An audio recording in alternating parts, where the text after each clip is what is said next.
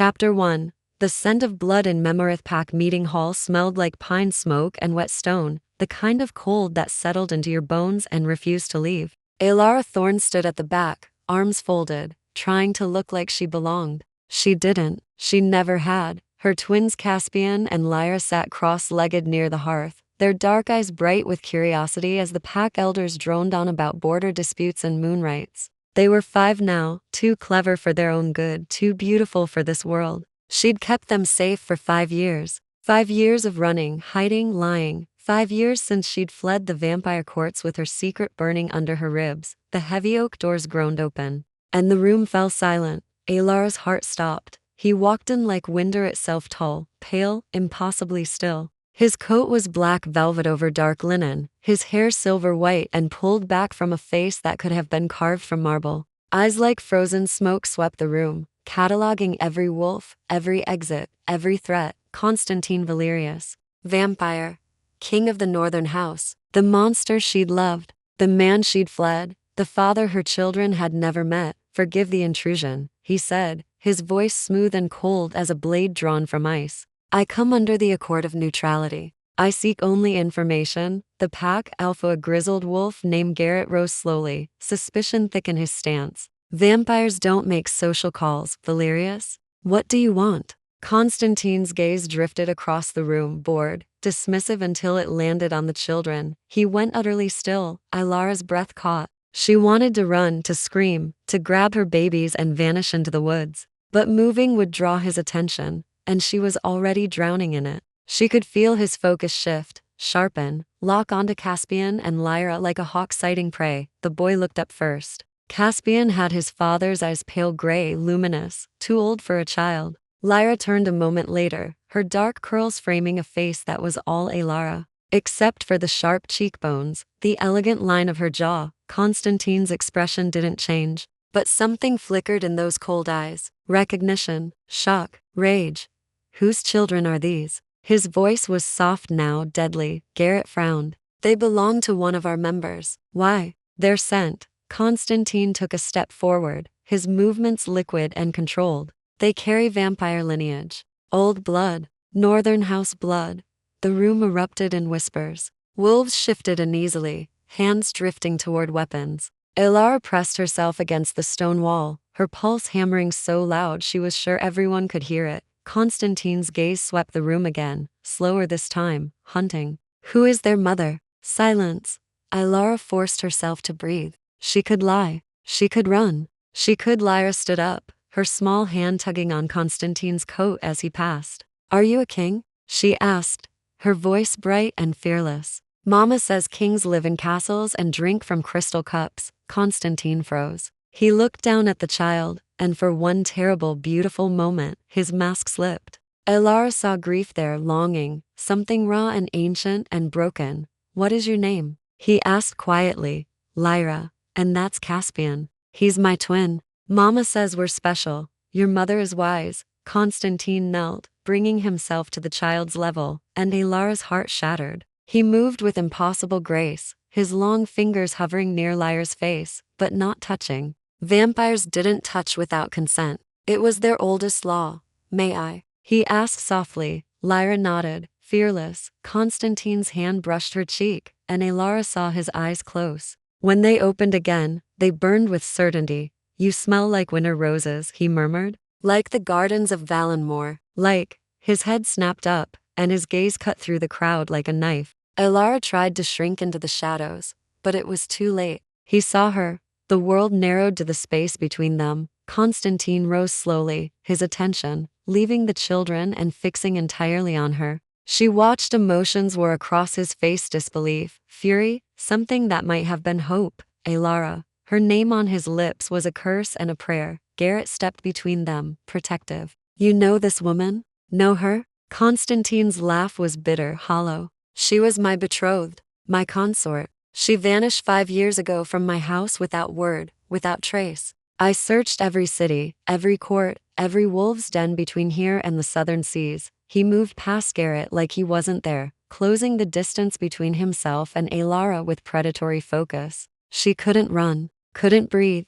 You kept them from me," he said, his voice so low only she could hear. You bore my children and hid them in the forest like secrets. You would have kept them prisoners, Alara whispered, her voice shaking. Heirs to a house built on blood oaths and eternal wars. I wanted them to be free. Free? His eyes blazed. You think the rival houses won't hunt them the moment they learn two half-blood Valerius heirs exist? You've painted targets on their backs. Alara, and mine. The doors burst open again. 3 figures stepped into the hall, vampires, their eyes red with fresh feeding. Their movements wrong, too fast, too fluid. The lead vampire smiled, fangs gleaming. Constantine Valerius, she purred. How convenient. We've been tracking you for weeks. Imagine our surprise when we caught the scent of your bloodline. In children, Alara's world tilted. The rival house had found them, and now, everyone she loved was going to die. Chapter 2. Blood dead and broken. Promised wolves moved first, a wall of muscle and fury surging toward the intruding vampires.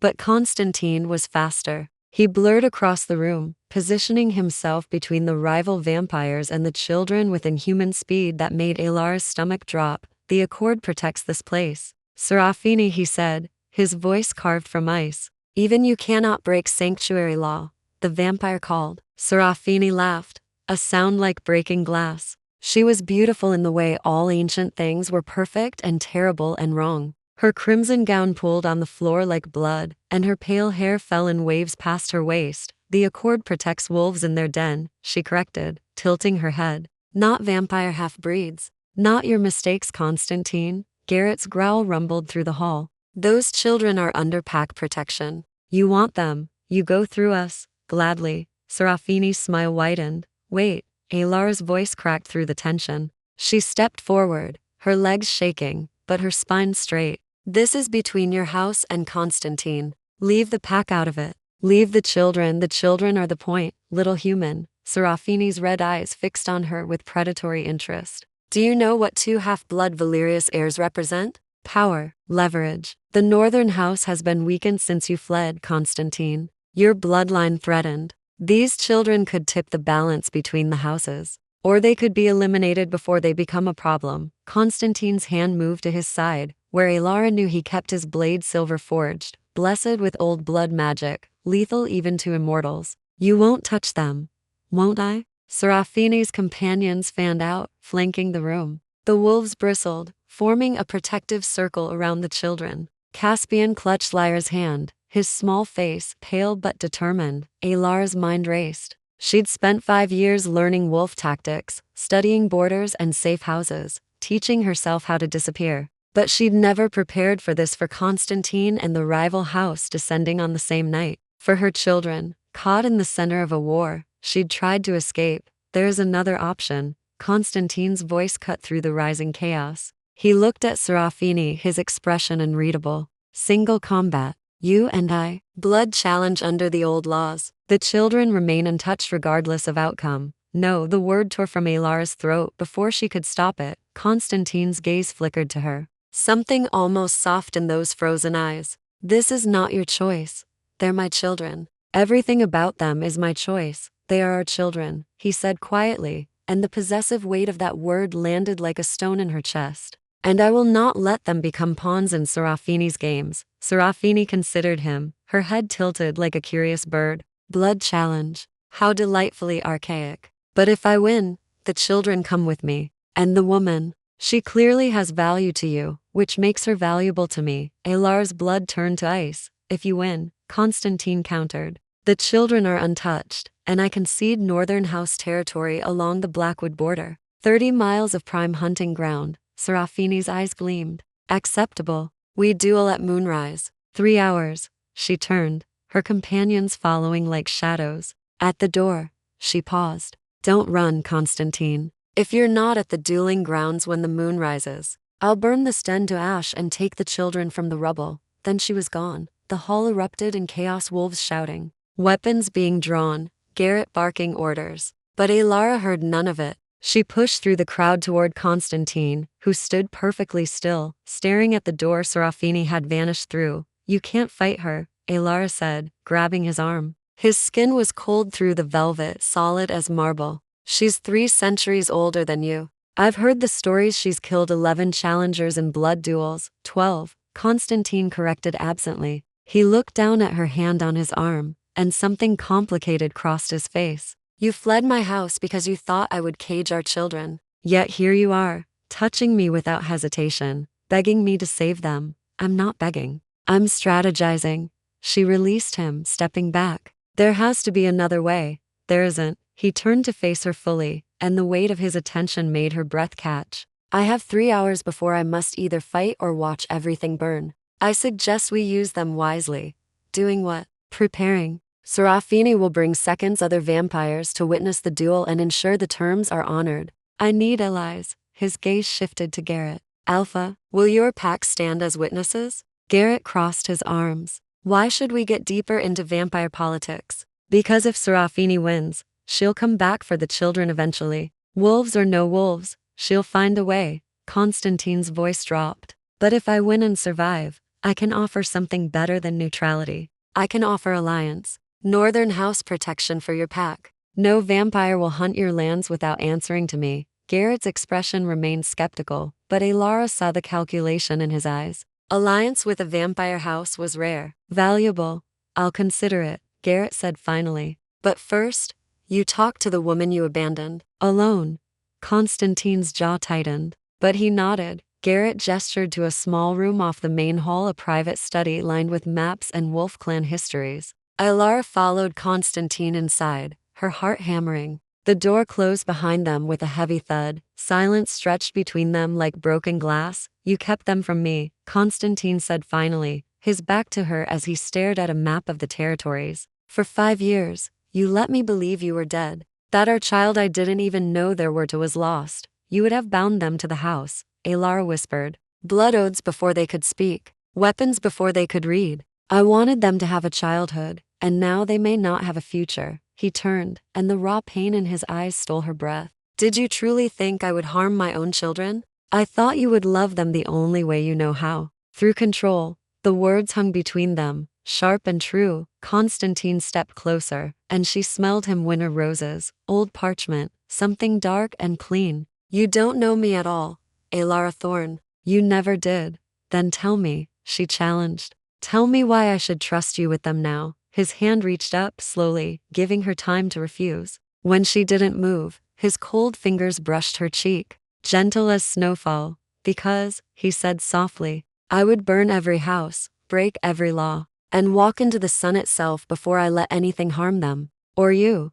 And despite everything, the fear, the anger, the 5 years of running, Elara believed him. Chapter 3. Threads of silver and shadow. Elara pulled away from his touch, her heart racing for reasons she didn't want to examine. Pretty words won't change what happened. No, Constantine agreed, lowering his hand. But perhaps action will. He moved to the window, pulling aside the heavy curtain to reveal the darkening sky. 2 hours until moonrise. I need to prepare, and you need to keep the children safe. Safe? In a pack den that Serafini just threatened to burn? Safer than anywhere else tonight. He turned back to her, his expression calculating.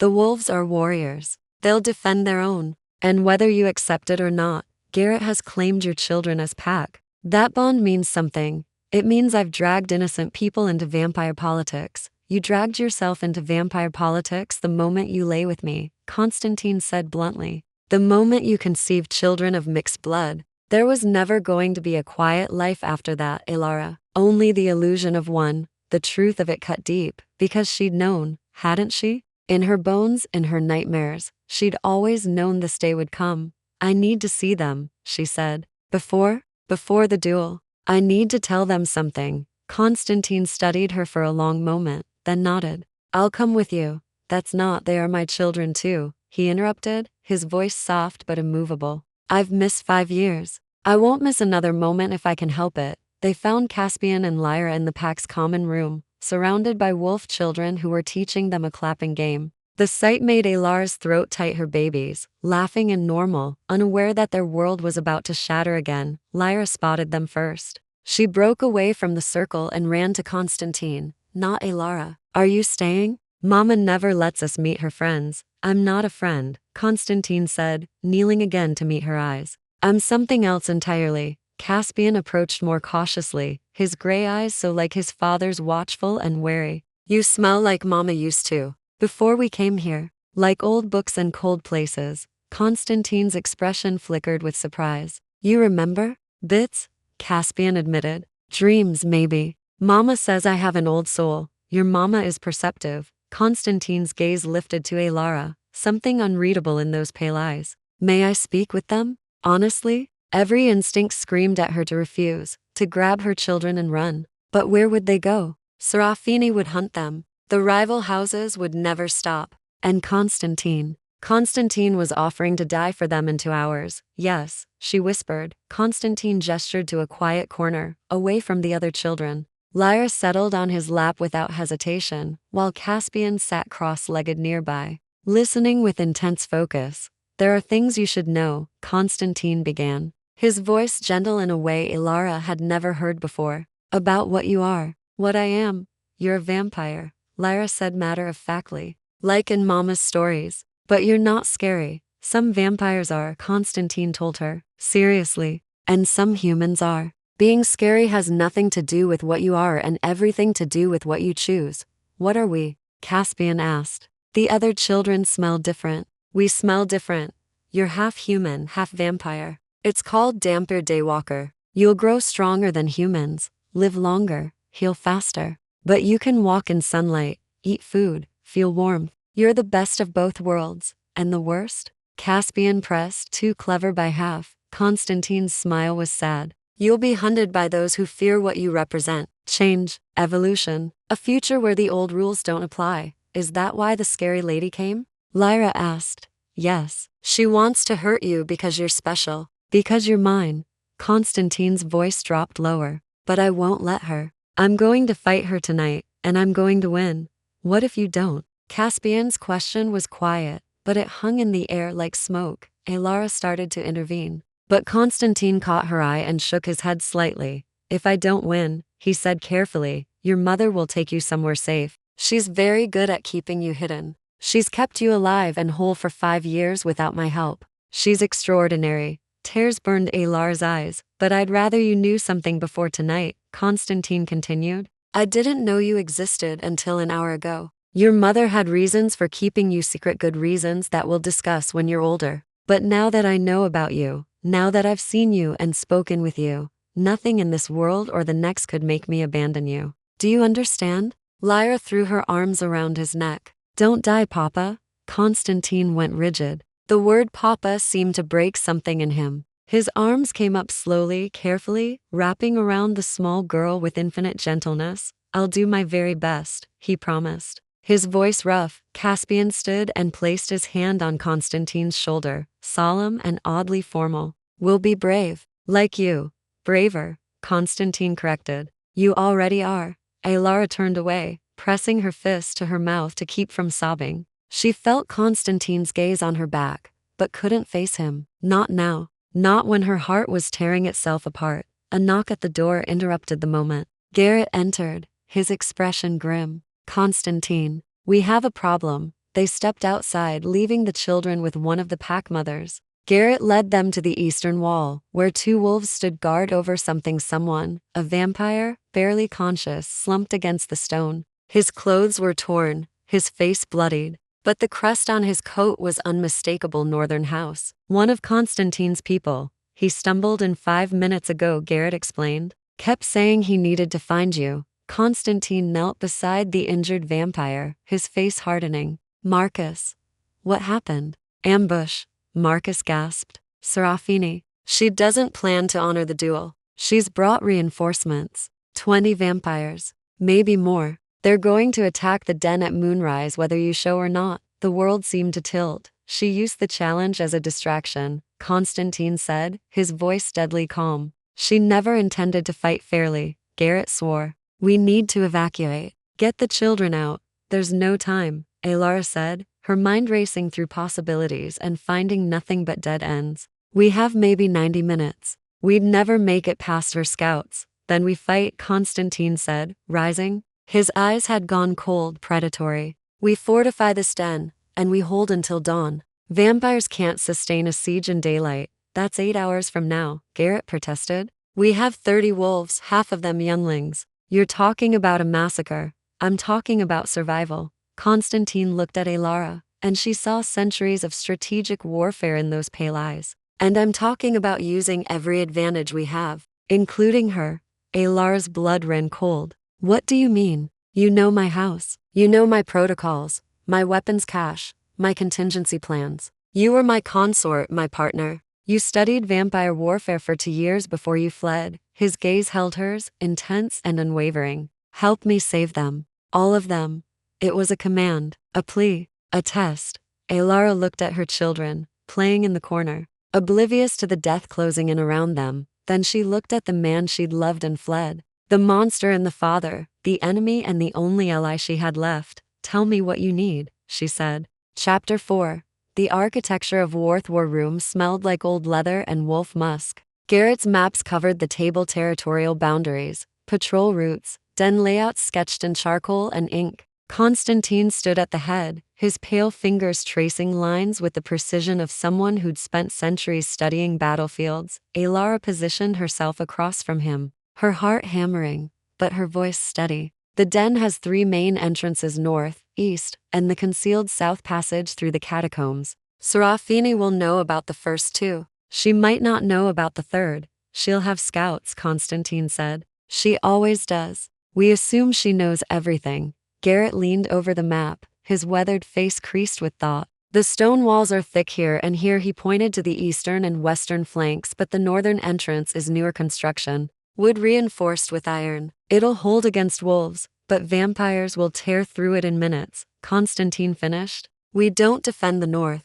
We collapse it, trap them in the entry passage and pick them off as they dig out. That's our main supply route. One of the younger wolves protested. And after tonight, you'll rebuild it, Constantine replied, without sympathy. But tonight it's a choke point. Alara, the eastern entrance? She closed her eyes, pulling up memories she'd tried to bury. Northern House protocol for siege defense. You always taught your soldiers to create kill zones at narrow passages. Focus fire, limited exposure. The eastern entrance has a natural bottleneck about 30 feet in. If we position archers there, wolves don't use bows, Garrett interrupted. Then they learn tonight, or they use crossbows. 20 vampires might attack, but they can't all fit through a 10-foot passage at once. She opened her eyes, found Constantine watching her with something like approval. We force them to come at us in waves. Tire them out. Make them bleed. Vampires don't tire easily, Garrett muttered. No, Constantine agreed. But we're not just vampires.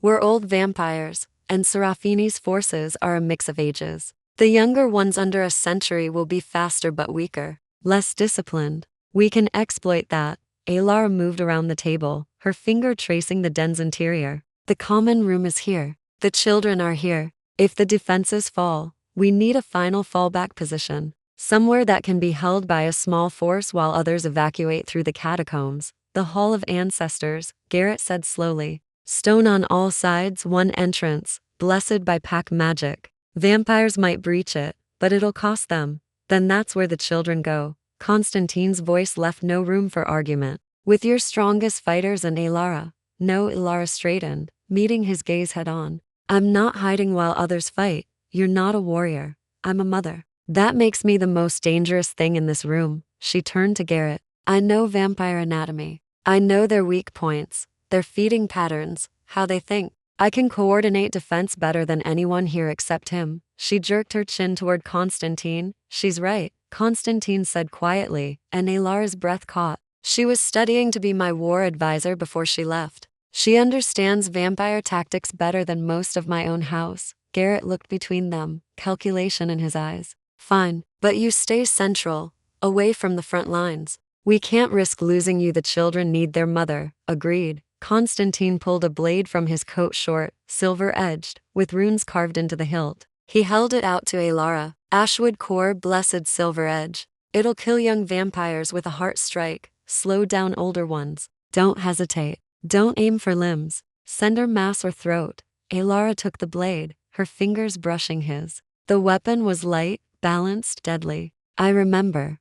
Do you remember the feeding rules? Constantine asked, his voice dropping lower. In sustained combat, vampires need blood to maintain strength. Serafini's forces will try to feed on your wolves. If they succeed, they get stronger while we get weaker. Garrett finished grimly. How do we prevent that? Silver dust in the blood, Alara said, the old lessons flooding back. Wolves can tolerate small amounts. Vampires can't. If they feed on contaminated blood, it'll burn them from the inside. Constantine's eyebrows rose. I didn't teach you that.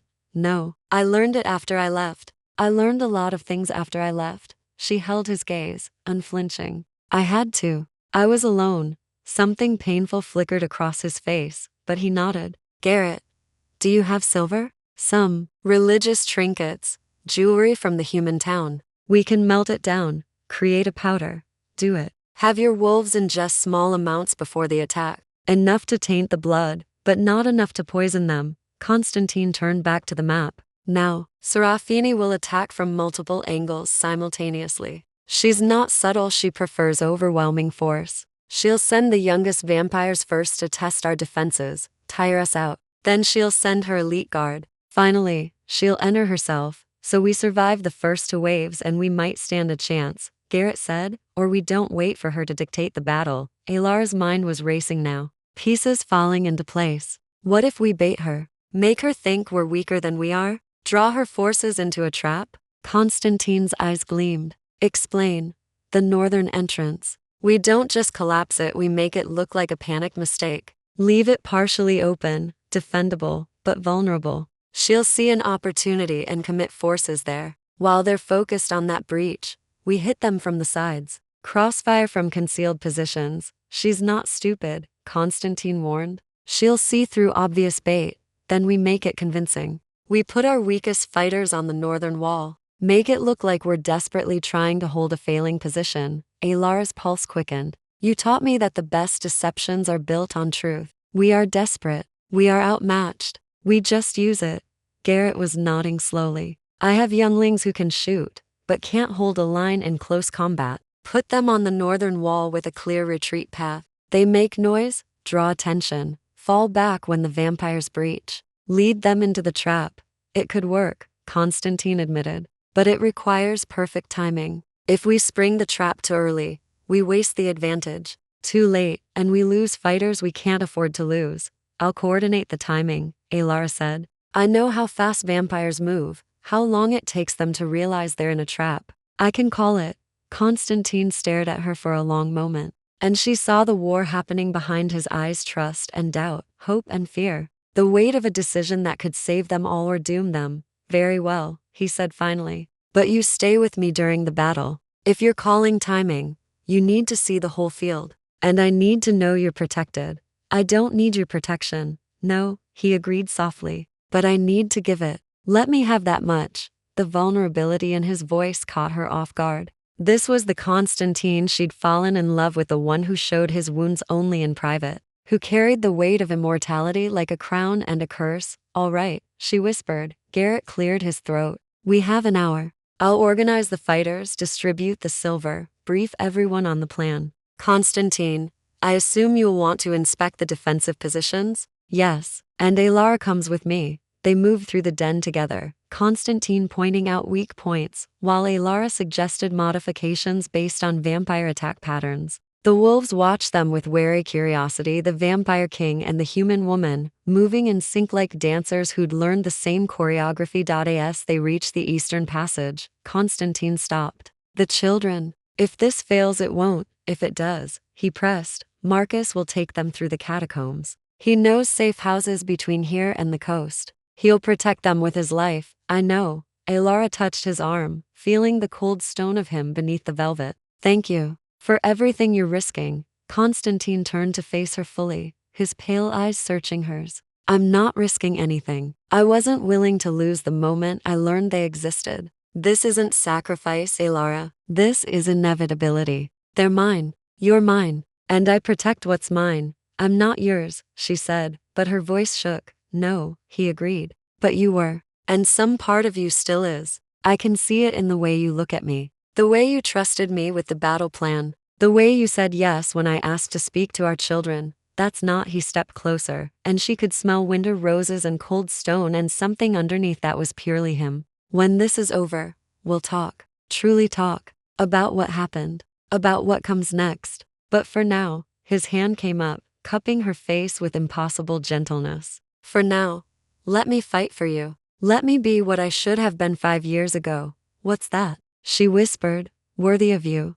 Then he was gone, moving down the corridor to check the next defensive position, leaving Alara trembling in the shadows with her heart in pieces, and moonrise approaching like a death sentence. Chapter 5. Moonrise, and blue the moon rose like a bone-white eye over the forest, and with it came silence. Alara stood in the central watchtower, her borrowed blade heavy at her hip, her heart hammering against her ribs. Below, wolves moved into position, shadows slipping through shadows, crossbows loaded, silver dust burning in their veins. Constantine stood beside her, perfectly still, his eyes scanning the tree line with predatory focus. They're here, he said quietly. I can smell them. Old blood and hungry shadows. How many? More than 20. His jaw tightened. Serafini brought everyone she could muster. She wants this finished tonight. Alara's fingers found the communication horn at her belt, a simple wolf instrument that would carry signals across the den. 1 blast to hold position, 2 to spring the trap, 3 to retreat. The children are secure? She asked for the 3rd time. In the Hall of Ancestors with Marcus and your 5 best fighters. Constantine glanced at her. They're as safe as they can be. Not safe enough. Never safe enough.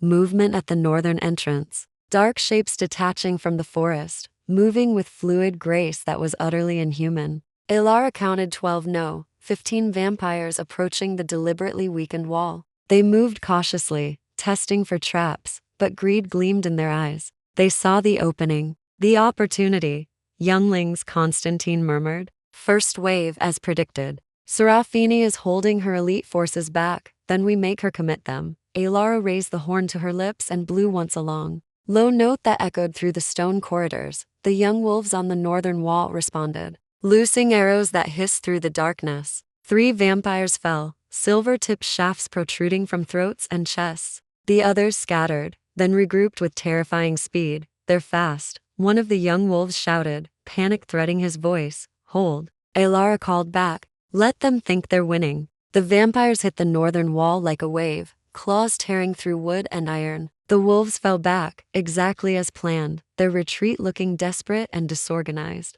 The vampires poured through the breach, snarling in triumph. Now, Constantine said. Alara blew 2 sharp blasts. The side passages erupted with wolves. Crossbow bolts flew from concealed positions, catching the vampires in deadly crossfire. Silver dust grenades improvised from Garrett's religious trinkets shattered on the stone floor, releasing clouds of blessed particles that made the vampires scream and recoil. Collapse the northern wall. Alara shouted. Garrett's strongest fighters yanked the support beams they'd loosened earlier. The wall came down with a thunderous crash, trapping half the vampire force beneath tons of stone and timber. Dust billowed through the corridor, but the vampires who'd made it through the breach kept coming. Constantine vaulted from the watchtower, landing in the center of the corridor with inhuman grace. His blade sang as it left its sheath, a longer weapon than the one he'd given Alara, dark steel etched with silver runes that glowed in the moonlight. He moved like violence made beautiful. 3 vampires lunged at him simultaneously. He spun beneath their strikes, his blade opening throats and severing spines with surgical precision. Blood sprayed black in the dim light. The eastern entrance. A wolf screamed. Alara's attention snapped to the second breach. More vampires, older ones this time, moving with calculated precision. They'd anticipated the trap at the north and adapted. Constantine, she shouted. He was already moving, but he couldn't be into places at once. The eastern vampires would reach the common areas in moments, and beyond that the children. Alara made a decision that would either save them or doom them all. She raised the horn and blew 3 times the retreat signal. What are you doing? Garrett roared, pulling them in. She turned to the gathered wolves. Fall back to the Hall of Ancestors. Make them think we're running scared. Understanding dawned on Constantine's face. He was killing the last of the northern force, but the eastern vampires were spreading through the den like poison. If the wolves retreated toward the hall, the vampires would follow straight into the most defensible position they had. Do it, Constantine commanded. The wolves retreated in waves, their fear only half feigned. The eastern vampires pursued, emboldened, hungry. Alara ran with them, her lungs burning, Constantine appearing at her side like a ghost. This better work, he said. It will. It has to. They funneled into the Hall of Ancestors, a vast stone chamber lined with wolf totems and ancient weapons. The children huddled in the far corner, Lyra's face pressed against Caspian's shoulder. Marcus stood guard over them, his blade drawn, his expression grim. The vampires poured into the hall a moment later and found themselves trapped. The wolves had lined the entrance with blessed silver chains that snapped up from the floor like serpents, wrapping around vampire limbs and burning through ancient flesh. Those who broke free found themselves facing a concentrated defensive line, wolves fighting on ground their ancestors had blessed, their blood tainted with silver, their fear transformed into fury. For the pack, Garrett's howl shook the rafters. The battle became chaos. Alara found herself back to back with Constantine, their movements synchronized without thought. A vampire lunged at her, young, fast, hungry. She dropped beneath its strike and drove her blade up into its chest, feeling the ashwood core punch through ribs and into the heart. The vampire's eyes went wide, then empty, and it crumbled to ash. Good, Constantine said, his own blade dripping black blood. Again, they fought in rhythm, his supernatural speed covering her human limitations, her strategic mind directing his lethal precision. She called targets. He eliminated them. She saw patterns in the chaos. He made the patterns bleed, but there were so many, and then the temperature dropped. Serafini entered the hall like winter given form. Her crimson gown was pristine despite the carnage, her pale hair unbound and floating as if in an invisible wind. The fighting slowed, then stopped. Even the wolves felt her power, ancient, terrible, absolute. Constantine, she purred. How quaint. Playing house with mortals and mongrels, Constantine stepped forward, positioning himself between Serafini and everyone else. You broke the accord. You attacked under false pretense of challenge. The other houses will hear of this. The other houses will hear that I eliminated a threat to vampire purity. Her red eyes fixed on the children. Half-blood abominations that should never have been born. Touch them, and I'll tear your heart out, Constantine said quietly. Serafini laughed. You can try, but we both know how this ends. You're good, Constantine. Very good. But I'm 3 centuries your elder. I've killed better fighters than you. I've ended bloodlines older than yours. Then why the army? Alara heard herself say. If you're so certain of victory, why bring 20 vampires to kill 1 man? Serafini's attention shifted to her, sharp and dangerous. The human speaks. How charming. The human asks a question. Alara's voice was steadier than she felt. You wanted those children as leverage, not corpses. You wanted Constantine weakened by choice, not battle. This wasn't about winning a fight. This was about breaking him. Something flickered in Serafini's perfect face. Annoyance, perhaps. Or recognition. Clever girl, she said. But cleverness won't save you. No, Constantine agreed. But this might. He moved. Later, Alara would struggle to describe it, the speed, the precision, the terrible beauty of a vampire lord fighting without restraint. Constantine was a blur of silver and shadow, his blade seeking Serafini's heart with single-minded focus. She met him with equal grace, their weapons clashing in showers of sparks. They moved too fast for human eyes to follow, but Alara had spent 2 years studying vampire combat. She saw the patterns, the tells. The moment when Serafini shifted her weight a fraction to far left, Constantine, low right now, he trusted her without hesitation, dropping into a spin that brought his blade under Serafini's guard. Silver bit into her side, opening a wound that bled black and thick. Serafini screamed, the sound inhuman and full of rage. You dare, I dare everything, Constantine said. For them, for her, for a future you're too ancient to imagine. He struck again, driving her back toward the hall's entrance. The remaining vampires rushed to their mistress's aid, but the wolves were ready. Battle erupted again, fiercer now, desperate. Alara grabbed a fallen crossbow and fired, her bolt taking a vampire through the throat. She reloaded, fired again, her hands steady despite her terror. Mama. Lyra's scream cut through the chaos. Alara spun. A vampire had broken through the defensive line, heading straight for the children. Marcus moved to intercept, but he was too far to slow. Without thinking, Alara ran. She threw herself between the vampire and her daughter, her blade coming up in a desperate parry. The vampire's claws raked across her shoulder, and pain exploded white-hot through her body. But her blade found its mark, sinking into the creature's chest. It fell. She fell with it. Alara. Constantine's roar shook the hall. Then he was there, catching her before she hit the ground, his cold hands pressing against her bleeding shoulder. "I'm fine," she gasped. "The children are safe, but you're not." His face was terrible to behold, pale and fierce and full of something that looked like fear. "You're bleeding out. Then stop talking and do something," she managed. Constantine's eyes met hers, and she saw the question there. The offer. The terrible choice. "No," she whispered. "Don't you dare." Chapter 6. Blood Oath and Bindangela awoke to cold hands on her skin and the taste of copper on her tongue. Her eyes fluttered open to find Constantine's face inches from hers. His pale features tight with concentration. His wrist was pressed to her mouth, his blood trickling past her lips. Ancient, powerful wrong. She jerked away, coughing. "What did you do?" "Saved your life." His voice was rough, strained. "The wound was too deep. You were dying. You gave me vampire blood." Horror and fury warred in her chest. She tried to sit up, but her body wouldn't cooperate. They were still in the Hall of Ancestors, but the sounds of battle had faded to occasional shouts and the groans of the wounded. "I gave you enough to heal. Not enough to turn you." Constantine's hands were shaking. She'd never seen him shake before. "You're still human, Alara. Still mortal. Still you. You had no right. You were dying in front of our children." His control finally cracked, and she saw the raw terror underneath. Lyra was screaming. Caspian was trying to stop the bleeding with his bare hands. "I had seconds to choose, and I chose you, alive and angry over you, dead and gone. Hate me if you must, but I won't apologize." Alara's breath caught. She looked past him to where the children sat huddled against Marcus, both of them pale and tear-stained, but alive. "Alive." "The battle?" she asked quietly.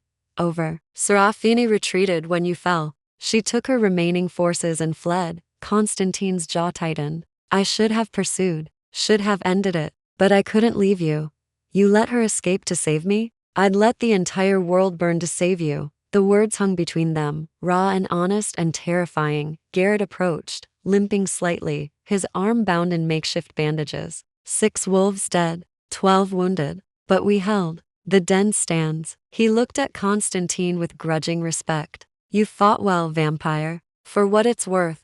"The children?" Constantine asked. "Unharmed, terrified but whole." Garrett's gaze shifted to Alara. "Your woman charged a vampire to protect them." "Bravest damn thing I've seen in 50 years. She's always been brave," Constantine said softly. Sometimes to the point of foolishness. Alara managed to sit up fully, ignoring the dizziness that followed. Her shoulder was bandaged, and beneath the wrappings she could feel the wound already closed, already healing. Vampire blood worked fast. Too fast.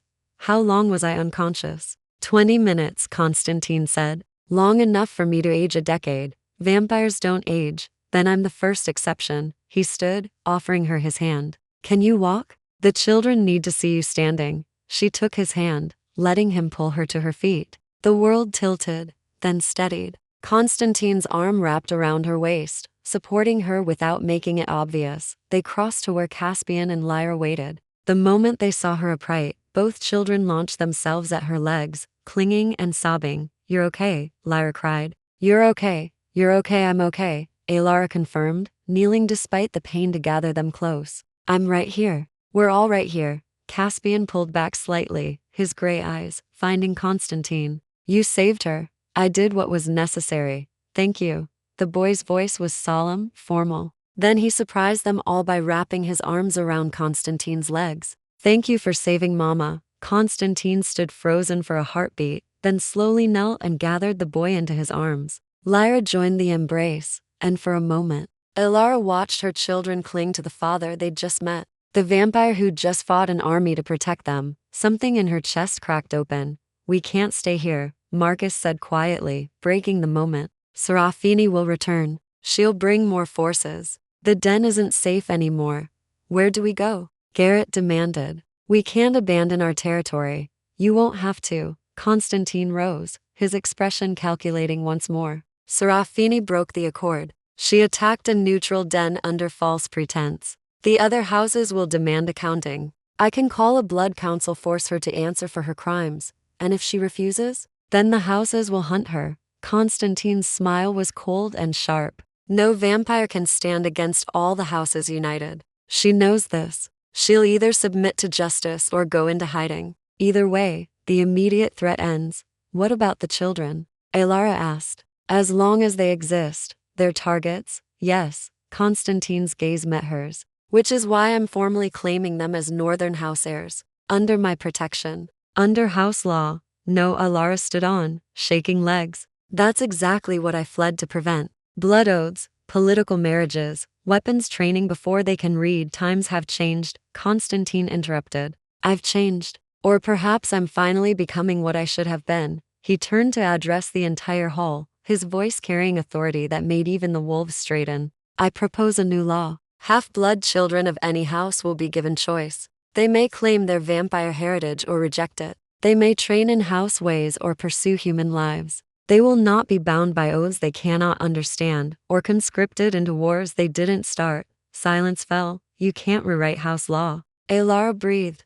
I'm the Northern House Lord. I can propose anything to the council. Constantine's eyes gleamed. And after tonight, after Serafini's violation of the accord, the other houses will want reforms. They'll want safeguards. I can use that. I can change things.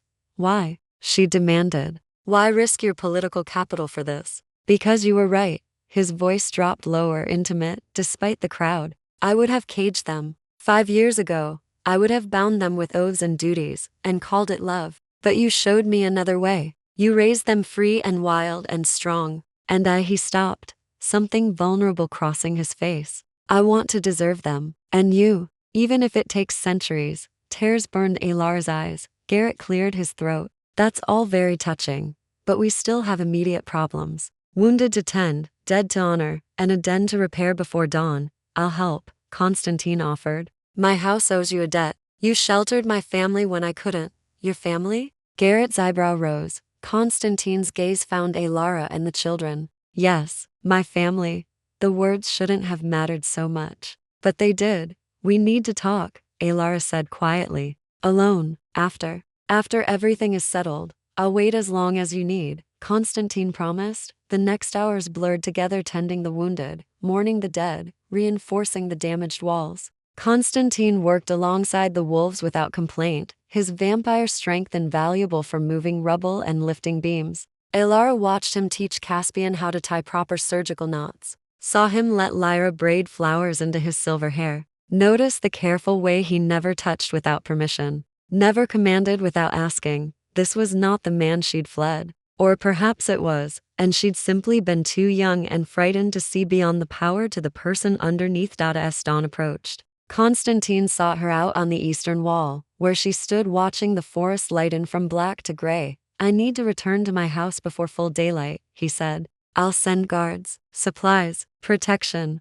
We'll be all right, I know, but I'll worry anyway. He hesitated, then added, will you come to the Blood Council hearing? I'll need you to testify about Serafini's attack. Is that the only reason you want me there? No, his honesty was disarming. I want you there, because I fight better when you're near. Because your strategic mind saved us tonight. Because when you look at me, I remember who I want to be instead of who I was. Alara's breath caught. Constantine, don't answer now. Think about it. Think about what you want. What the children need. What we could build together if we tried again, older and wiser and honest. He reached out slowly, giving her time to refuse, and brushed a strand of hair from her face. I loved you once, Alara Thorne. Poorly and possessively, and with all the arrogance of someone who thought he had forever to learn better. I'd like the chance to love you properly this time. As an equal, as a partner, as the mother of my children and the woman who taught me that freedom and devotion aren't opposites. That's quite a speech for someone who needs to flee the sunrise, she managed. I've had 5 years to compose it. His smile was sad and hopeful. Say you'll consider it. That's all I ask. I'll consider it, she whispered. Constantine lifted her hand to his lips, pressing a kiss to her knuckles that felt like a promise and a prayer. Then he was gone, disappearing into the shadows before the sun could crest the trees. Alara stood alone on the wall, her heart in chaos, her shoulder healing to fast. Her children safe in the den below. Behind her, Lyra's voice called out, Mama, is Papa coming back? Papa, not the vampire or the scary man. Papa, yes, Alara said, turning to face her daughter. I think he is, and for the first time in 5 years, she wasn't sure if that terrified her or gave her hope. Chapter 7. The quiet between wars 3 days passed in strange, suspended peace. The wolves rebuilt their northern wall with Constantine's silver and northern house timber, a gesture of alliance that hadn't gone unnoticed by the pack. Alara found herself caught between two worlds, the den where she'd built a fragile life, and the vampire court that waited beyond the forest like a gilded cage, or perhaps not a cage. Perhaps something else entirely. She sat in the pack's healing room, watching Marcus change the bandages on her shoulder. The wound had closed completely, leaving only pale pink skin where claws had torn deep. Vampire blood healed miracles, but it left traces, heightened senses, sharper vision, a sensitivity to sunlight that made her flinch at bright noon. "You're stronger now," Marcus observed, his ancient eyes kind. "Faster." The blood gift fades, but some effects linger. "Will I?" She couldn't finish the question. "Turn?" "No," Ord Constantine was precise. "He gave you exactly enough to heal. No more. You're still human, Lady Alara. Still mortal." "Don't call me that." "What?" "Lady. I'm not Northern House. I'm not his consort." Marcus's smile was gentle. "Aren't you? You've borne his heirs. You commanded his battle strategy. You stand between him and his demons." He tied off the fresh bandage. "Titles are just words. What you are to him transcends any court formality." Before Alara could respond, Lyra burst into the room, her dark curls bouncing. "Mama, Uncle Marcus." The messenger bird came. From Papa's castle. Uncle Marcus. The children had adopted the ancient vampire with alarming speed, charmed by his endless patience and his stories of old wars. "What does it say?" Alara asked, though her heart already knew. Lyra thrust the small scroll at her, eyes bright with excitement. Alara unrolled it, recognizing Constantine's precise script immediately. "The Blood Council convenes in 5 days. Your testimony is required. I've sent appropriate travel arrangements and protection. The children are invited, but not required. The choice is yours. I've prepared rooms in the eastern wing, far from the council chambers, with windows facing the rose gardens." Lyra mentioned she likes flowers. Caspian mentioned he likes old books. "I have both. Come if you're ready." "Wait, if you're not, I'll be here either way." "Kay, are we going to Papa's castle?" Lyra asked, practically vibrating with excitement. "Marcus says it has towers and secret passages, and a library with books in 17 languages." "Marcus talks too much," Alara muttered. "Marcus speaks truth," the old vampire countered. "Valenmore Castle is one of the finest vampire holdings in the north. Your children would be safe there. Cherished. They're safe here, for now." Marcus's expression grew serious. "But Serafini won't accept defeat gracefully. She'll challenge the council's authority, demand retribution." "This isn't over, Lady Alara. And when it continues, do you want your children in a wolf den with wooden walls, or behind vampire wards that have stood for 8 centuries? Alara closed her eyes. She'd known this was coming. Known that safety and freedom were luxuries she couldn't afford. Not anymore. "What do you think?" she asked Lyra quietly. "Do you want to see your father's home?" "Yes." No hesitation. "And Caspian wants to see the library. He told me. He's trying to read that vampire history book Marcus gave him. But he doesn't understand the old words." Alara found her son in the common room, exactly where she'd expected, curled in a corner with a leather-bound tome nearly as large as he was. He looked up as she approached, his gray eyes solemn. "We're going, aren't we?" he asked. "To the castle. Would you want to?" Caspian considered this with the gravity of someone much older. "I want to understand what we are. The book says Dampir are bridges between worlds, but I don't know what that means. Maybe Papa can explain." Papa. Both children had claimed Constantine so easily, without the fear or hesitation Alara carried like armor. "He might," she said carefully. "But Caspian, you need to understand his world is dangerous. There are rules in politics and people who want to hurt us because of what you represent. People want to hurt us here too," Caspian said simply. "That scary vampire lady came to the den. She tried to kill you. At least at Papa's castle, the scary vampires work for him." The logic was sound. Terrifying but sound. That evening, Alara found Garrett on the eastern wall, watching the forest darken. "You're leaving," he said, without preamble. "You knew?" "I'm old, not blind. The vampire sends messages daily. Your children talk about castles and rose gardens. And you," he turned to look at her. "You have the eyes of someone standing at a crossroads. I don't know if I'm ready for his world again. Are you ready for what comes if you refuse it? Garrett's weathered face was kind but honest. Serafini will return. Other houses will hear about the half-blood heirs. You can't hide them forever, Alara. Not anymore. I kept them safe for 5 years. You kept them hidden for 5 years. That's not the same thing. He placed a heavy hand on her shoulder, the healed one, careful and fatherly. Safety isn't just walls and weapons. Sometimes it's choosing the right allies. And like it or not, Constantine Valerius is the most powerful ally your children could have. He's also their father, yes. And from what I saw during the battle, he's willing to die for them. For you. That counts for something. Alara stared at the darkening trees, remembering Constantine's face when he'd pressed his wrist to her mouth, the terror and desperation there. The way he'd fought through 20 vampires to reach her. The gentleness in his hands when he'd held their children. I'm scared, she admitted quietly. Of going back. Of falling into old patterns. Of losing myself in his world again.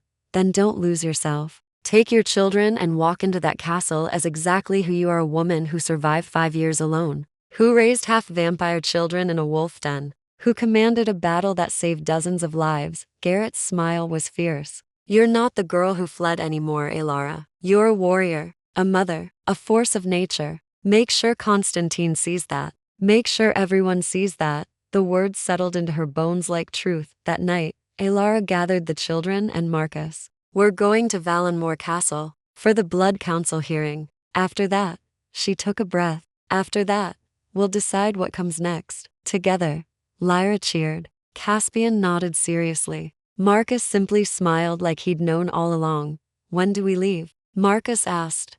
Tomorrow at dusk. Constantine's sending a carriage. Then we should prepare. Marcus stood, his ancient joints creaking slightly. The council will expect certain courtesies. The children should know basic vampire etiquette, how to greet house lords, when to speak, when to be silent. They're 5 years old, Alara protested. They're dampier heirs to one of the oldest houses in existence, Marcus corrected gently. And whether we like it or not, they'll be scrutinized. Better they be prepared. He was right. Alara hated that he was right. The next day, blurred in preparation, Marcus taught the children how to bow properly, how to address vampires by correct titles, how to refuse blood offerings politely. Alara packed what little they owned, a few changes of clothes. The children's favorite toys, the ashwood blade Constantine had given her Dada's dusk fell. The carriage arrived. It was beautiful and terrible black lacquered wood inlaid with silver, pulled by horses whose eyes gleamed red in the twilight. The driver was vampire, old and silent, and he opened the door with a bow that spoke of centuries of service. Inside, the carriage was lined with velvet and equipped with small luxury soft blankets, fresh water, even a basket of fruit for the children. A note rested on the seat in Constantine's handwriting. The journey is for hours. There are books in the compartment beneath the seat, if Caspian gets restless. Lyra, I've included paper and colored pencils. Marcus mentioned you like to draw. Alara, there's a blade in the hidden panel to your left. I know you won't travel unarmed, but I'd prefer you have options. I'll be waiting at the gate. Calera's throat tightened. He'd thought of everything, anticipated their needs with the precision of someone who'd spent days planning, worrying, hoping. They settled into the carriage. The driver closed the door and they began to move, leaving the wolf den behind. Lyra pressed her face to the window, watching the forest blur past. Caspian opened the compartment and found exactly the books he'd want: illustrated histories, maps, stories of ancient vampire wars. Marcus sat across from Alara, his expression knowing. You're afraid? He observed quietly. Terrified, she admitted. Good. Fear means you're paying attention. He smiled. But remember, Lady Alara, you're not walking into his world as a supplicant. You're walking in as the mother of his heirs, the woman who survived what should have destroyed her, the strategist who saved his life. You have power here. Use it wisely. Through the window, Alara watched the landscape change: wolf territory giving way to vampire lands, wild forest yielding to cultivated gardens, and ancient stone walls. In the distance, silhouetted against the rising moon, stood Valenmore Castle. 8 towers reached toward the sky like clawed fingers. Windows glowed with warm light, and at the main gate, alone and perfectly still, stood a figure in black, waiting, just as he'd promised. Alara's heart hammered as the carriage rolled closer. Behind her, everything she'd built to escape him. Ahead, everything she'd feared and fled. and maybe, just maybe, never stopped loving. The carriage stopped. The door opened. Chapter 8. Gardens of Memory and Truth. Alara didn't take his hand immediately. She stepped out of the carriage on her own, her boots touching vampire ground for the first time in 5 years. The air smelled different here, winter roses and old stone, and something underneath that was pure power. Ancient and undeniable. Constantine lowered his hand without comment, though something flickered in his eyes. Then Lyra tumbled out behind her mother, took one look at the towering castle, and grabbed Constantine's hand without hesitation. "It's beautiful," she breathed. "Like a fairy tale. Some fairy tales have monsters," Constantine said, but his voice was gentle. "You're not a monster," Lyra declared with absolute certainty. "Monsters don't save people. You saved Mama." Constantine's throat worked. He looked at Alara over their daughter's head, and she saw everything he couldn't say: gratitude, wonder, fear that this fragile trust would shatter. Caspian emerged last, moving with careful dignity. He studied the castle with analytical eyes, then looked at his father. "How old is it?" "The first stones were laid in 1247. I was 32 when I became vampire, 50 when I inherited the lordship, and 115 when I began the eastern expansion." Constantine's smile was faint. "You'll find the complete architectural history in the library. 3rd floor, western section." Caspian's eyes lit up. Marcus descended from the carriage with his usual grace, bowing to Constantine with perfect formality. "Lord Valerius, thank you for the hospitality." "Marcus." Constantine inclined his head. "Your loyalty to my family hasn't gone unnoticed. Quarters have been prepared in the eastern wing, near the children's rooms. You're too generous. I'm appropriately grateful." Constantine's gaze swept the group. "You're all exhausted. Let me show you to your rooms. We can discuss council business tomorrow." They entered through massive oak doors carved with wolves and roses intertwined, a detail that hadn't existed 5 years ago. Alara touched the carving, surprised. "I had it commissioned," Constantine said quietly, noticing her attention. "After you left. A reminder that different worlds can exist together, if they choose to." The entry hall was exactly as she remembered: soaring ceilings, marble floors, tapestries depicting 8 centuries of house history. But there were changes too. Fewer weapons on display, more windows, their heavy curtains pulled back to reveal moonlit gardens. Warmth where there had been cold grandeur. This way, Constantine led them through corridors Alara knew by heart, though the path had changed. They climbed the eastern tower, the warmest part of the castle. Farthest from the crypts and council chambers, he opened a door to reveal a suite that stole Alara's breath. The main room was enormous but cozy, thick carpets, a fireplace already lit, comfortable furniture in rich fabrics. But it was the details that made her chest ache. Books on the shelves chosen specifically for children. A toy chest in the corner filled with handcrafted wooden animals. Windows overlooking the rose garden, exactly as his letter had promised. "The children's room connects through here." Constantine opened an adjoining door. 2 beds, though they can share if they prefer. "There's a bathing room and a study space." "Marcus is across the hall." "And me?" Alara asked. "Your room is here." He indicated another door. "Private, but connected to the children's quarters. You can lock it from your side, always." The message was clear. Choice, privacy, control. Lyra was already exploring, exclaiming over the toys and the window seat. Caspian had found the bookshelf and was running his fingers over the spines with reverent care. "There's food in the sitting room, human food," Constantine continued. "And the Bellpool summons staff who are accustomed to mortal needs. I've instructed them that you're to be treated," as he paused, "as honored guests. Nothing is required of you beyond your testimony at the council. Everything else is your choice." Alara studied him, this careful, cautious version of Constantine who asked instead of commanded, who offered instead of demanded. "You've changed," she said quietly. "I've had 5 years to realize what I lost." His pale eyes held hers. "And why I lost it?" Marcus cleared his throat diplomatically. "If you'll excuse me,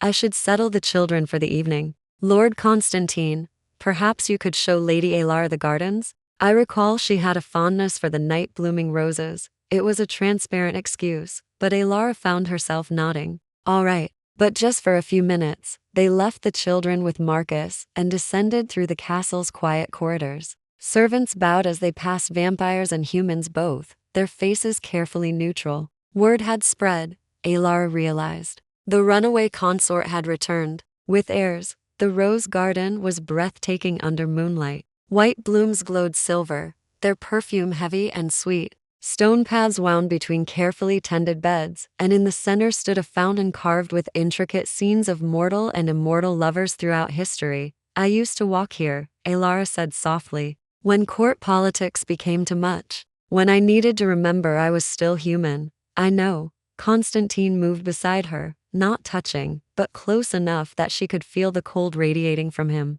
I watched you sometimes, from the tower, making sure you were safe, making sure I didn't run. That too, he admitted. I was terrified of losing you, so I held too tight, made you feel trapped instead of treasured. Alara stopped by the fountain, trailing her fingers through the cold water. Why didn't you come after me? When I first left, you could have tracked me, forced me back. I started to. 12 times. Constantine's voice was raw. I had search parties ready, trackers prepared. But then I'd remember your face the last night we were together. The way you looked at me like I was your jailer instead of your lover. And I'd call them off. She turned to face him. I don't understand. You left because I made you feel powerless. If I'd dragged you back, I would have proven every fear you had about me was justified. He stepped closer, his movements slow and deliberate. So I let you go. And I told myself that if you were meant to return, you would. When you were ready, on your terms. I came back because Serafini forced my hand, I know. And I hate that violence brought you here instead of choice. But you're here now, and I'm asking. He stopped, struggling with words. I'm asking what you want, Alara.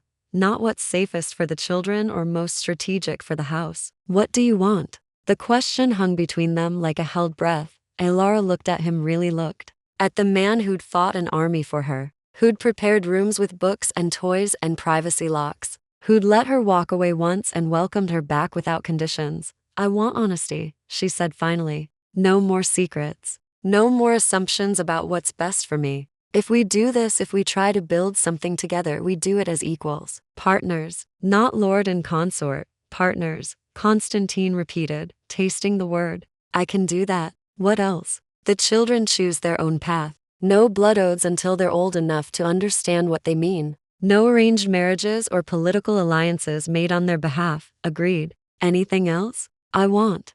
She took a breath. I want to remember why I loved you. Before the politics and the fear. I want to know if that person still exists, or if I've built him into something he never was. Constantine was quiet for a long moment. Then, slowly, he reached up and removed the formal chain of office from around his neck, the heavy silver that marked him as house lord. He set it on the fountain's edge. I'm not a lord right now, he said quietly. Just a man. A father who met his children 3 days ago. Someone who spent 5 years realizing that immortality means nothing if you spend it alone. He took another step closer, giving her time to retreat. When she didn't, he continued. I still compose music, badly. I still read philosophy and argue with the conclusions. I still walk these gardens at night and wonder about mortality and meaning, and whether anything we do matters in the face of eternity. You never told me those things before. Alara whispered.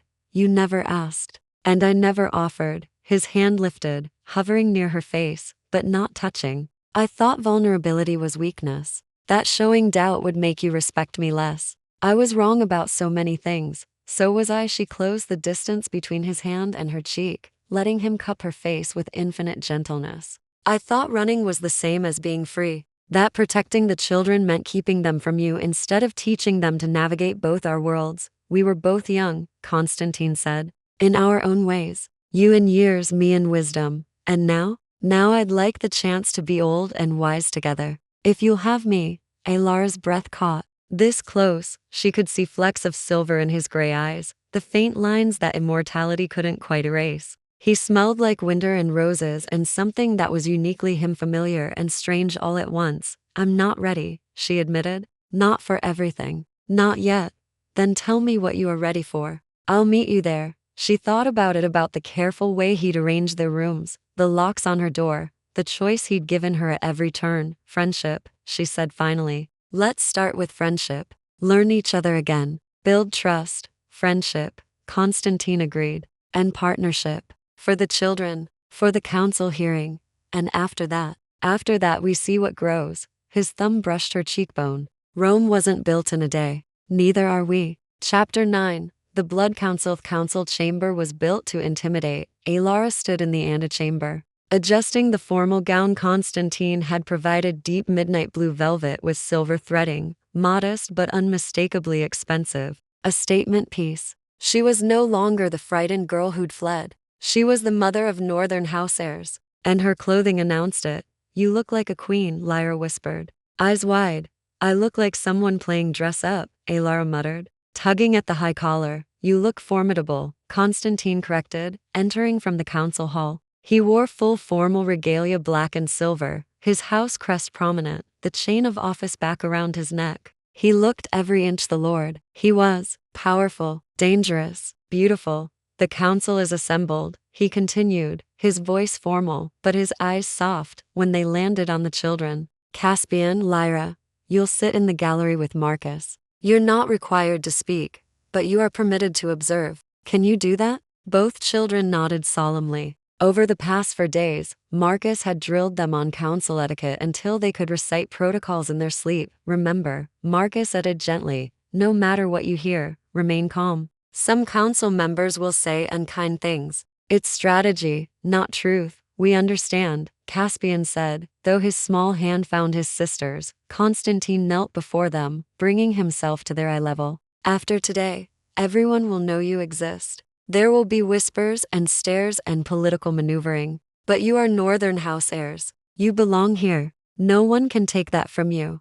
Will the scary lady be there? Lyra asked quietly. Serafini will attend, Constantine confirmed. She must answer for breaking the accord. But she cannot harm you here. Council law forbids violence in the chamber. And even if it didn't, his voice hardened. I would tear apart anyone who tried. The doors opened. A vampire in council robes, ancient, skeletal, precisely neutral, announced, the Blood Council calls Lord Constantine Valerius and witness Alara Thorn. Alara's heart hammered. Constantine rose and offered his arm. Ready? No, she admitted. Good. Neither am I. His smile was brief. But we'll do it anyway. They entered together. The council chamber was circular, rising in tiers like an amphitheater. 12 high seats held the ruling lords and ladies of the major vampire houses, each ancient, each powerful, each watching with predatory interest as Alara walked to the witness platform. In the gallery above, she spotted Marcus with the children, his hand reassuring on their shoulders, and across the chamber.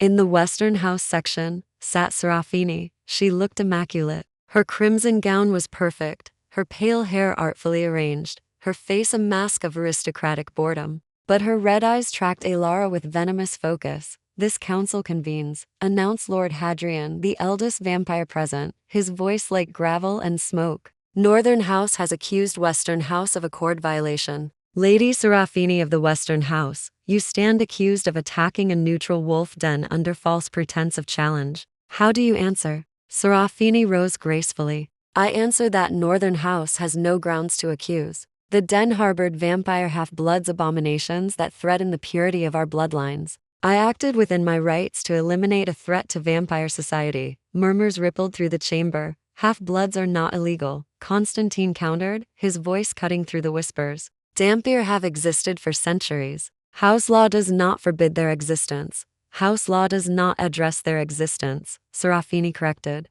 because such occurrences were rare enough to be irrelevant. Until you decided to breed with a human and create weapons that could walk in daylight and inherit immortal power. My children are not weapons, aren't they? Serafini's smile was sharp. 2 half-vampire heirs who can operate in sunlight, pass as human, infiltrate mortal society with vampire strength and speed. You've created the perfect spies, the perfect assassins. Every house in this chamber should be terrified, or every house could recognize an opportunity, Constantine replied smoothly. Evolution, not threat. A bridge between our world and theirs. Lord Hadrian raised his hand for silence. We will hear testimony before rendering judgment. Lady Alara Thorn approached the witness seat. Alara's legs felt like water, but she crossed to the designated platform, a raised chair in the center where all 12 council members could see her clearly. State your name and status, Hadrian commanded. Alara Thorn, former betrothed to Lord Constantine Valerius.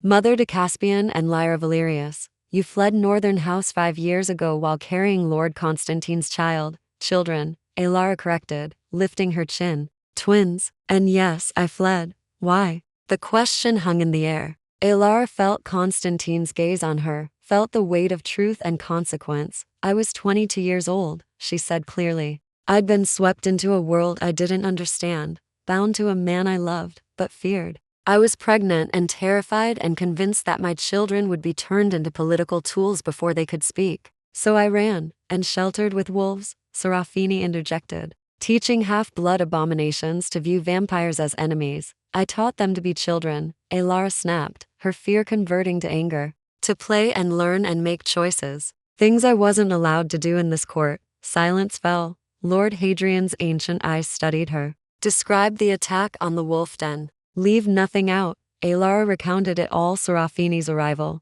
the false challenge, the coordinated assault on multiple entrances while the moon rose. She detailed the casualties, the breach of sanctuary law, the fact that Serafini had brought 20 vampires to attack a neutral den, and during this attack, Hadrian asked, where was Lord Constantine? Fighting beside us, protecting the children and the wolves both. He honored the accord even when your Western House representative violated it. Serafini stood again. A touching story. But consider the source, a human woman with every reason to lie. She fled Northern House once. She has no loyalty to vampire law or tradition. Why should we trust her testimony? Because I have no reason to lie, Alara said, her voice steady now. I didn't want to be here. I didn't want my children anywhere near vampire politics. But you came to the den. You threatened them. You forced this confrontation. I sought to eliminate a threat before it grew. You sought to punish Constantine by destroying what he loved, Alara countered. This was never about the children's existence. It was about power and revenge, and old house rivalries wearing new faces. Murmurs again. Louder this time. Lady Morgana of the Eastern House leaned forward, her voice cool and assessing. Lord Constantine, what are your intentions regarding these children? Will they be raised vampire or mortal? Will they inherit house status? Constantine stood. They will be raised with knowledge of both heritages, and allowed to choose their path when they come of age. I propose a new amendment to house law that all half-blood children of vampire houses be granted the same right. Choice, not compulsion. The chamber erupted. Outrageous. Someone shouted, revolutionary. Another murmured, it sets precedent we cannot control. Serafini hissed, it sets precedent we should have established centuries ago. Constantine replied, the world is changing. Humans grow stronger, more numerous, more aware of us. We can adapt and find ways to coexist, or we can cling to old laws and fade into extinction.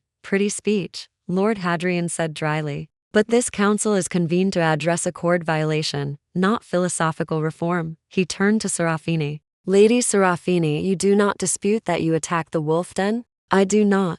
And that you brought overwhelming force against a neutral location? The threat warranted it. Under council law, only the council may determine what constitutes a threat worthy of accord violation. Hadrian's voice turned cold. You acted unilaterally. You violated sanctuary law. You endangered the fragile peace between vampire and wolf territories. Serafini's perfect composure finally cracked. You would punish me for protecting vampire interests? For acting when this council was too cowardly to address the half-blood question. I would punish you for arrogance, Hadrian said. For believing yourself above the laws that bind us all. He looked to the other council members. We vote. Those in favor of finding Lady Serafini guilty of accord violation? 8 hands rose. 4 abstained. None voted against. Guilty, Hadrian declared. Reparations will be paid to the Wolfpack gold, timber, and a formal apology. Western House territory along the Blackwood border is ceded to Northern House as penalty. Serafini's face went white with rage. Furthermore, Hadrian continued, Western House is forbidden from approaching the Dampier heirs or their mother without council approval. Any violation will result in complete house dissolution. This is outrageous. Serafini's control shattered completely. You punish me while he parades his half-breed mistakes before the council? While he proposes laws that will destroy everything we've built? I propose laws that will help us survive, Constantine said quietly. But that debate is for another day. Hadrian struck his gavel, a sound like bones breaking. This council is adjourned. Lord Constantine, the children may approach. Marcus brought Caspian and Lyra down from the gallery. They walked with careful dignity, but Alara saw the fear underneath two small children in a room full of immortal predators. Constantine knelt and gathered them close, his body a shield between them and the staring council members. Papa? Lyra whispered. Did we win? We survived, Constantine corrected gently. And sometimes that's the same thing. Lord Hadrian descended from his high seat, moving with ancient grace. He studied the children with unreadable eyes. Caspian and Lyra Valerius, he said formally. The council acknowledges your existence and your blood right to Northern House status. You are under council protection until you reach your majority. Use it wisely. Thank you, my lord, Caspian said with perfect courtesy. Hadrian's lips twitched, perhaps a smile. Your son has manners, Constantine. That's more than I can say for most vampire younglings. He takes after his mother. Hadrian's gaze shifted to Alara. Indeed, Lady Thorne, you spoke well today. The council will remember. It was both compliment and warning. As they left the chamber, Alara felt the weight of hundreds of years of vampire politics settling onto her shoulders. The children were known now, protected but exposed, safe but targeted. Constantine's hand found hers. You were magnificent, he said quietly. I was terrified. The two aren't mutually exclusive. He squeezed her fingers gently. Come, let's get the children away from here. I promised Lyra we'd walk in the rose garden afterward, and I promised Caspian he could explore the oldest section of the library. Marcus added. As they walked through the castle's ancient corridors, surrounded by family chosen and blood, both Alara realized something. She'd spent 5 years running from this world, but maybe, just maybe, she could learn to walk through it instead, on her own terms, with people who loved her enough to let her choose. Chapter 10. Dawn and Decisions. 3 weeks after the council hearing, Alara stood in Constantine's private study watching the first hints of dawn touch the eastern sky. The rose garden below was silver with frost, and somewhere in the castle, her children slept peacefully in beds they'd claimed as their own. So much had changed, and yet, everything still hung in balance. You're awake early, Constantine's voice came from the doorway. He'd removed his formal coat, rolled up his sleeves. There were ink stains on his fingers from hours of correspondence with other houses. Or perhaps you never slept. I've been thinking, Alara admitted. Dangerous pastime. He moved to stand beside her, close, but not touching, respecting the careful boundaries they'd maintained these past weeks. What weighs on you? Choices. The children's future. Mine. She turned to face him. You've been patient, more than patient. But I know you're waiting for an answer I'm not sure I can give. I'm not waiting for anything except you to be ready. Constantine's pale eyes held hers steadily. These weeks, watching you settle in, seeing you with the children, working alongside you on council business, I've learned something. What's that? That I don't need you to choose me. I need you to choose yourself, your happiness, your path. And if that path includes me, then I'm the luckiest creature in 8 centuries. If it doesn't, his voice roughened. If it doesn't, I'll still protect you and the children. I'll still honor what we built. But I won't cage you again. Alara's breath caught. You've really changed. I've grown up, finally. He smiled, sad and honest. 5 years of loneliness is an excellent teacher. She looked back at the dawning sky, gathering courage. I've been happy here, happier than I expected. The children are thriving. Caspian's found a mentor in your house scholar. Lyra's made friends with the staff children. They feel safe. But I can't stay as your guest forever. At some point, I need to decide what role I play in this world. In your life. She forced herself to meet his eyes. You once asked me to be your consort, your partner in ruling Northern House. Is that offer still open? Constantine went very still. Is that what you want? I want partnership. I want to help shape the future you spoke of at the council, the one where damper children have choices, where the houses evolve instead of stagnate. I want to be part of that change. She took a breath. But I also want something that terrifies me. What? You. The word was barely a whisper. I want to try again, slowly, carefully, without the fear that made me run before. Constantine's hand lifted, trembling slightly, and cupped her face with infinite gentleness. Alara, I'm not promising forever, she interrupted. I'm promising to try, to stay, to build something together and see where it leads. Is that enough? It's everything. He breathed. Then slowly, giving her every opportunity to refuse, he leaned down and brushed his lips against hers. The kiss was soft, tentative, nothing like the passionate claiming from 5 years ago. It tasted of winter roses and new beginnings, and promises neither of them was quite sure they could keep, but were willing to try for anyway. When they parted, Alara found herself smiling. The children will be insufferable about this. Lyra's been asking when you're going to kiss me again since we arrived. She has excellent taste. Constantine's thumb traced her cheekbone. What changed your mind? 3 weeks ago, you could barely stand to be in the same room with me for more than an hour. 3 weeks ago, I was still fighting old battles. Alara leaned into his touch. But then I watched you teach Caspian about vampire history without once suggesting he had to follow tradition. I saw you let Lyra put flowers in your hair during the garden party without caring what the noble vampires thought. I listened to you argue for dampier rights at council sessions even when it cost you political capital. Those are just basic decency, their growth, change, proof that the man I loved is still there, just wiser. She caught his hand, holding it against her cheek. And I realized I was holding on to fear of who you were instead of seeing who you've become. I'm still learning, Constantine admitted, still making mistakes. Yesterday I almost ordered the kitchen to prepare your favorite meal without asking if you still liked it. Do I? I don't know. That's the point. Alara laughed, the sound bright in the quiet study. I do actually. But I appreciate you wanting to ask. They stood together as dawn painted the sky pink and gold.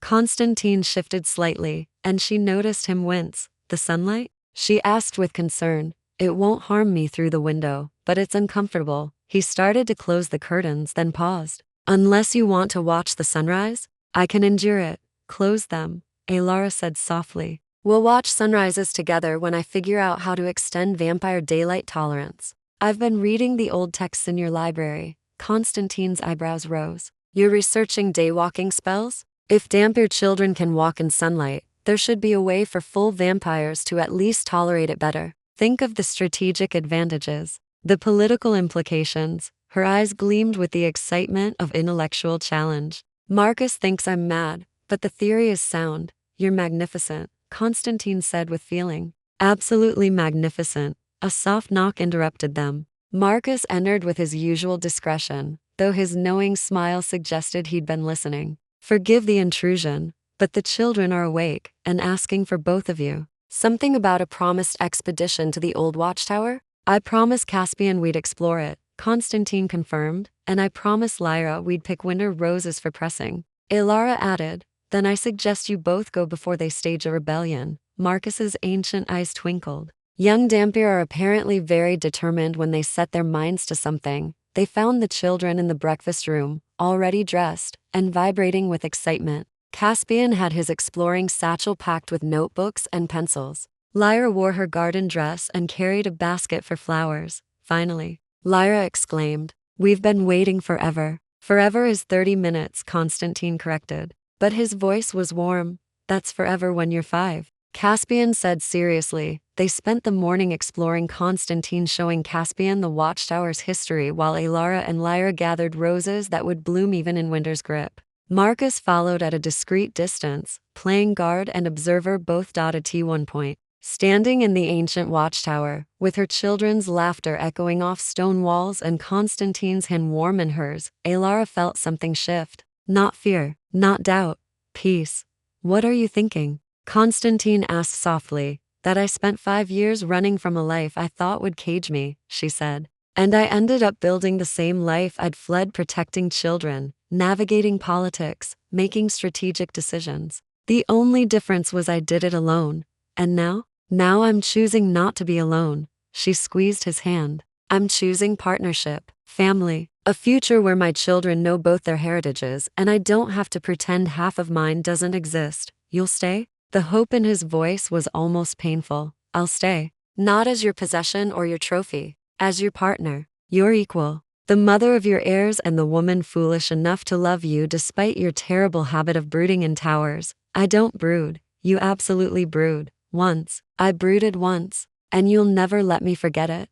Their laughter echoed through the tower. And Lyra looked up from her flower collecting. Are you two being silly again? Yes, Alara confirmed. Good, Lyra declared. Papa's too serious. He needs more, silly. Constantine lifted his daughter into his arms, his expression soft. Is that your professional opinion? Yes, I'm very professional. She patted his cheek with flour-stained fingers. Mama makes you smile. You should keep her. I intend to, Constantine promised, his eyes, finding Alara's, over their daughter's head. If she'll have me, provisionally, Alara said, but she was smiling. With regular renegotiation of terms, I'll take it. They descended from the watchtower as the winter sun climbed higher. Behind them, 5 years of fear and separation. Ahead, an uncertain future filled with vampire politics, vampire children, and the slow, careful rebuilding of trust. Alara looked at her family chosen in blood, mortal and immortal,